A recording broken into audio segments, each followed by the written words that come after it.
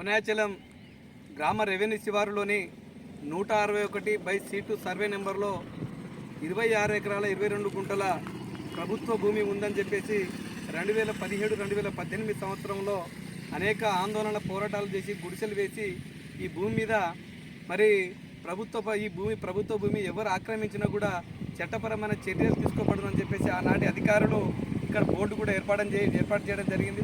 అందులో భాగంగా 26 ఎకరాల 22 గుంటల ప్రభుత్వ భూమిని రియాల్టర్లు చూసి చూడనట్టుగా ఆక్రమించుకుంటా ఉన్నారు. ఆ రోజు హద్దులు కూడా ఏర్పాటు చేయడం జరిగింది.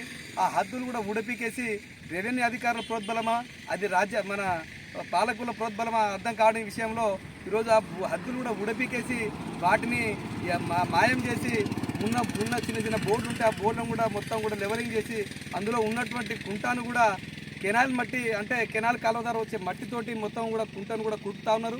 ఇది అధికారులకు కనబడటం లేదని చెప్పేసి భారత కమ్యూనిస్టు పార్టీ సిపిఐగా మేము డిమాండ్ చేస్తూ ఉన్నాం. అనేక పోరాటాలు ఆందోళనలు చేయడం వల్ల ఈ భూమి ఆగింది. ఇక్కడ ఆ రోజే రియాల్టర్లకు కమ్యూనిటీ లక్షల కోట్ల రూపాయలు దండుకున్నటువంటి పరిస్థితి ఉన్నది. ఆనాటి పరిపాలన విధానం వల్ల, ఆనాటి కేసీఆర్ విధానం వల్ల ఈరోజు ప్రభుత్వ భూములు కూడా అన్యాక్రాంతమైనవి.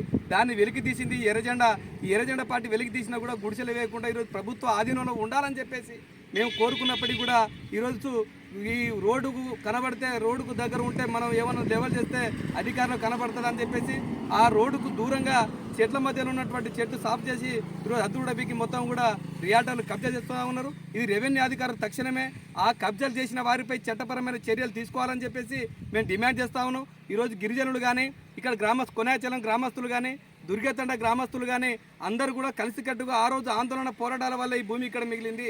దానికి అధికారులు గమనించి ఆ హద్దులు పీకిన వారిపై ఆ భూమి చదును చేసి ఈరోజు ప్రభుత్వ భూమిని అడ్డగోలుగా వారు మొత్తం కబ్జా చేస్తున్న పరిస్థితిలో వారి మీద చట్టపరమైన శిక్షలు వేయాలి.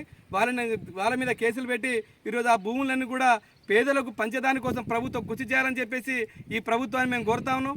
లేని పక్షంలో రాష్ట్ర వ్యాప్తంగా కూడా ఇటువంటి ప్రభుత్వ భూములు ఎక్కడైతే అన్యాక్రాంతం అవుతున్నటువంటి ప్రభుత్వ భూములలో గుడిసెలు వేసి ఈరోజు మేము కాపాడుతూ ఉన్నాం.